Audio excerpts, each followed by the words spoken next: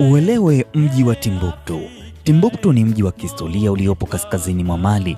Inaaminika ulianzishwa katika karne ya 11 na karne ya 12, miaka 900 mpaka 1000 iliyopita. Mji huu ulitumiwa na kabila la Watrege waliokuwa wakitumia eneo hilo kama kituo cha mapumziko ya misafara ya jangwani. Timbuktu ipo pembezoni mwa jangwa la Sahara, karibu na mto Niger ambao ni moja kati ya mito mikubwa zaidi barani Afrika. Mji huu uko katika eneo tambalale lenye hali ya hewa ya joto na ukame mkubwa kwa mwaka mzima. Katika historia, Timbuktu ilitawaliwa na falme mbalimbali za Afrika ya Magharibi, ikiwemo Mali Empire na Songhai Empire. Mmoja ya watawala maarufu waliohusishwa na ustawi wa eneo hilo alikuwa ni Mansa Musa, anayejulikana kama mmoja wa watu matajiri zaidi kuwahi kutokea na kuishi duniani.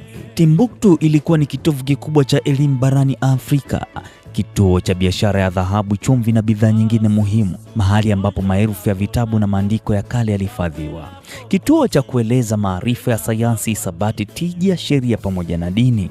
Yote hayo yalipatikana katika mji huu wa Timbuktu. Kitu pekee zaidi kuhusu Timbuktu ni kwamba ilikuwa moja kati ya vituo vikubwa vya elimu duniani, wakati ambao sehemu nyingi za dunia zilikuwa bado hazijafikiwa kiwango hicho cha maendeleo ya kielimu. Maktaba zake zilihifadhi maelfu ya maandiko ya kale ambayo hadi leo yanaendelea kuchunguzwa na wanahistoria. Timbuktu ni ushahidi ya kwamba Afrika ilikuwa na ustaarabu mkubwa na elimu, biashara na uongozi muda mrefu kabla ya ukoloni. Ndiyo maana jina la Timbuktu limeendelea kuwa alama ya maarifa katika historia na fahari barani Afrika.